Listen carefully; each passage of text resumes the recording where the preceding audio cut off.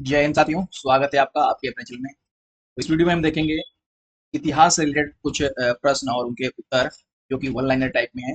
पहले प्रश्न की ओर चलते साथियों। अगर पहला प्रश्न आप लोग यहाँ पे देख सकते हो तो पहला प्रश्न, उसके पहले साथियों यदि आप लोगों ने अभी तक चैनल को सब्सक्राइब नहीं किया तो सब्सक्राइब कर दें और बेल आइकन को प्रेस करें साथ में। ठीक है, पहला प्रश्न क्या कह रहा है यहाँ पर कि आजीवक संप्रदाय के संस्थापक कौन थे। आजीवक संप्रदाय के संस्थापक कौन थे, इसका जो उत्तर रहेगा मक्खलिक गोसाल। मक्खलिक गोसाल। प्रश्न नंबर जो अगला है, अंग्रेजों के शासनकाल में भारत के आर्थिक दोहन के सिद्धांत का प्रतिपादन किसने किया था। उत्तर है इसका सही दादा भाई नौरोजी ने poverty and un British rule in India नामक अपनी पुस्तक में। ठीक है, अगला प्रश्न क्या है कि रॉलेट एक्ट भारत में कब लागू किया गया था। रॉलेट एक्ट जो भारत में था वो 1919 में लागू किया गया था। साथियों यदि आप लोगों ने अभी तक चैनल को सब्सक्राइब नहीं किया तो सब्सक्राइब कर दें साथ में। अगला प्रश्न है विक्रम संवत कब से प्रारंभ हुआ था। विक्रम संवत 58 ईसा पूर्व प्रारंभ हुआ था। अगला प्रश्न, कर्णावली एक प्राचीन स्थल है जहां 1973-74 ईसा की खुदाई में सिंधु सभ्यता के अवशेष मिले। यह स्थल भारत के किस राज्य में स्थित है। तो यह जो है वो हरियाणा राज्य में साथियों स्थित है। अगले प्रश्न की ओर चलें तो अगला प्रश्न है सिंधु सभ्यता में खोपड़ी की शल्य चिकित्सा का सुनिश्चित साक्ष्य कहाँ से प्राप्त हुआ। उत्तर है कालीबंगा से। प्रश्न अगला है ऋग्वेद में ऐसी कन्याओं के उदाहरण भी मिलते हैं जो दीर्घकाल अथवा आजीवन अविवाहित रहती थीं। ऐसी कन्याओं को क्या कहते थे। ऐसी कन्याओं को साथियों अमाजू कहते थे। महात्मा बुद्ध महात्मा बुद्ध के समय कौशल देश में कौन राज्य करता था। कौशल देश में कौन राज्य करता था। तो प्रसेनजित नाम के एक राजा थे, वो कौशल देश में राज्य करते थे महात्मा बुद्ध के समय में। प्रश्न नंबर अगला है किस शासक ने वैशाली का परित्याग त्याग करके पाटलिपुत्र को मगध राज्य की राजधानी बनाया था। उत्तर है काला शोक ने। काला शोक ने। अगला प्रश्न, अशोक के किस शिलालेख में कलिंग युद्ध का वर्णन है। कलिंग युद्ध का वर्णन है तो 13वें शिलालेख में इसका सही उत्तर रहेगा। अगला प्रश्न है पुष्यमित्र शुंग ने किस शासक की हत्या करके पाटलिपुत्र की गद्दी पर अधिकार किया था। उत्तर है बृहद्रथ की हत्या करके वहां की गद्दी को हथियाया था। अगला प्रश्न है 40 गुलामों के दल का विनाश किस सुल्तान ने किया था। सही जवाब रहेगा बलवन। अगला प्रश्न है क्लाइव ने सैनिक सुधारों के लिए सेना को 3 भागों में बांटा। सेना का मुख्य सेना का एक भाग मुंगेर में, दूसरा भाग बांकीपुर में नियुक्त किया गया था।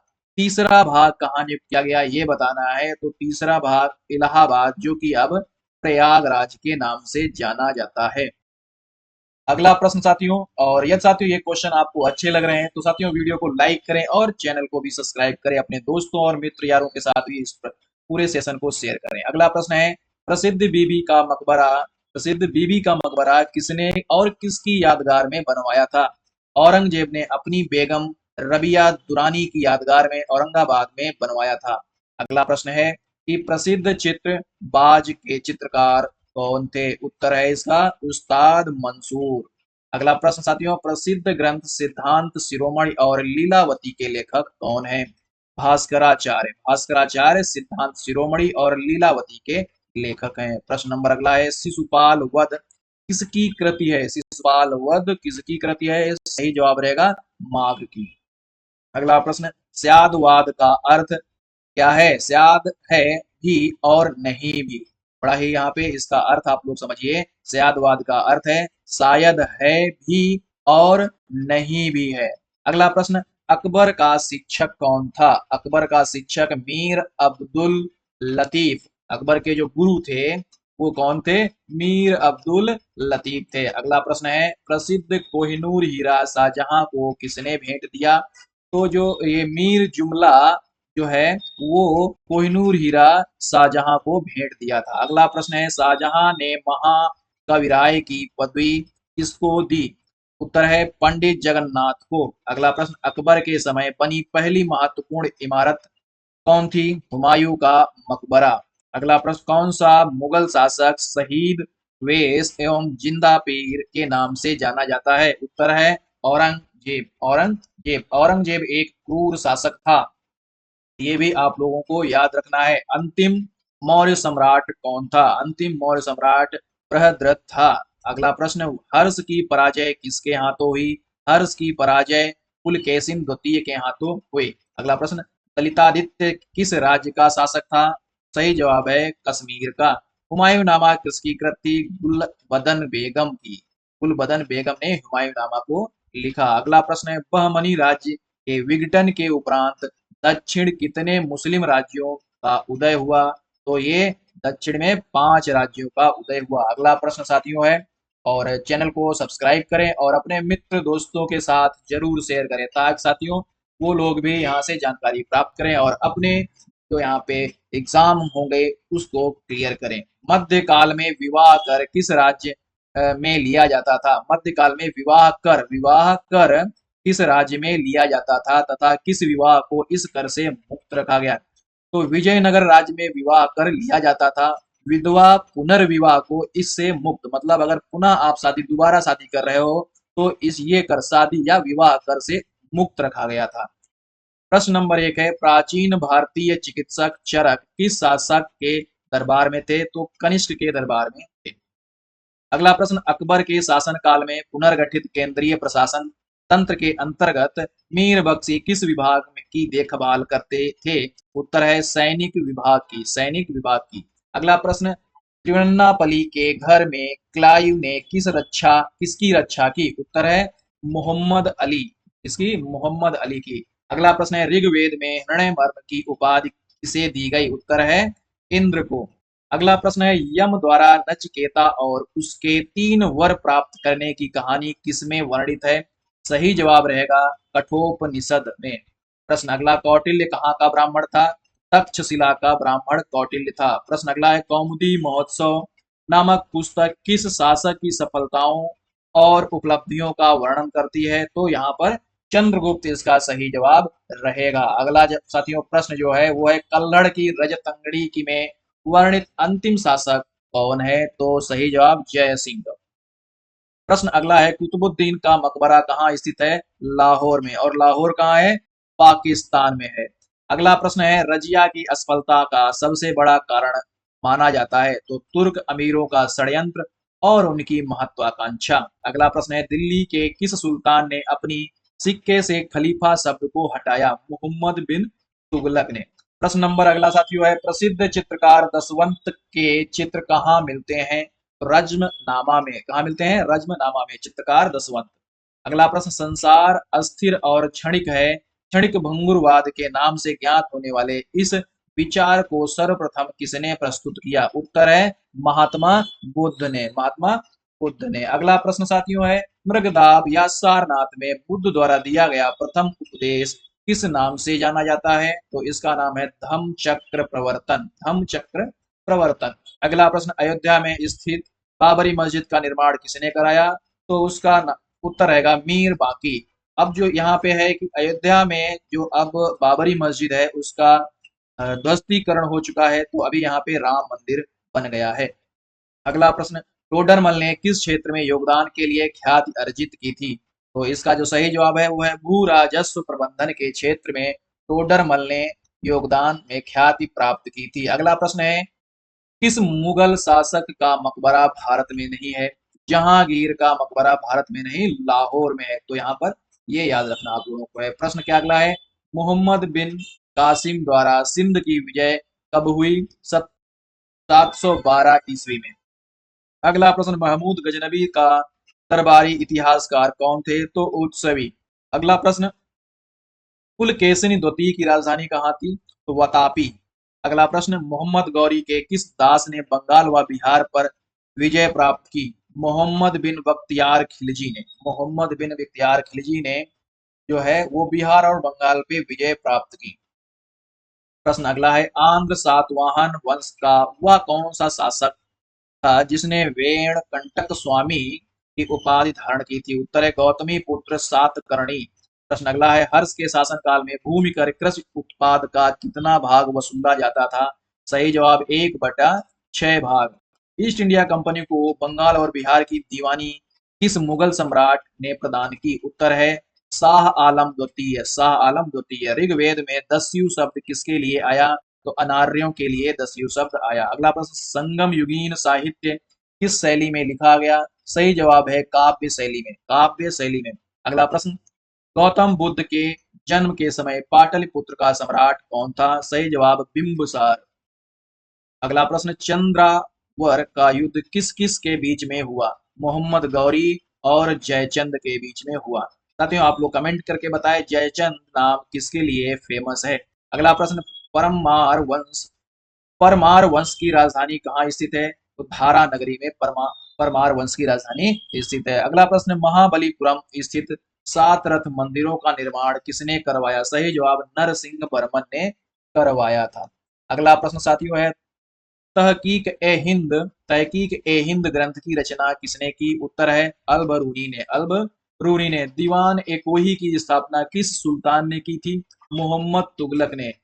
जफरनामा के नाम से इतिहास में क्या विख्यात है? उत्तर है औरंगजेब को लिखा गया गुरु गोविंद सिंह का पत्र। आर्यों के पूर्व की ओर प्रसार का अभिज्ञान कराने वाली अग्र वैश्वानर तथा विधेय माधव की कथा का उल्लेख किस ग्रंथ में सर्वप्रथम हुआ? सही जवाब रहेगा सतपथ ब्राह्मण। सतपथ ब्राह्मण। अगला प्रश्न है, ऋग्वेद में सबसे अधिक मंत्र किस देवता की स्तुति में लिखे गए? सही जवाब रहेगा इंद्र की स्तुति में। प्रश्न अगला है, किस मंदिर में शिखर का सबसे पहला उदाहरण मिलता है? उत्तर है देवगढ़ का दशावतार मंदिर। प्रश्न अगला, बौद्ध धर्म की किस संगीत में बौद्ध धर्म दो भागों हीनयान और महायान में विभाजित हो गया? उत्तर है इसका चौथी संगीत में। अगला प्रश्न है, पाल वंश के किस शासक ने प्रसिद्ध विक्रमशिला विश्वविद्यालय की स्थापना करवाई थी? सही जवाब है इसका धर्मपाल। धर्मपाल। साथियों अब चलते हैं अगले प्रश्न की ओर। और साथियों आप लोग अगर बोर हो रहे हो तो बोर होने की जरूरत नहीं है। आप लोग बिल्कुल आराम से इसको कान में अपना हेडफोन लेट लगाइए और आराम से सुनिए।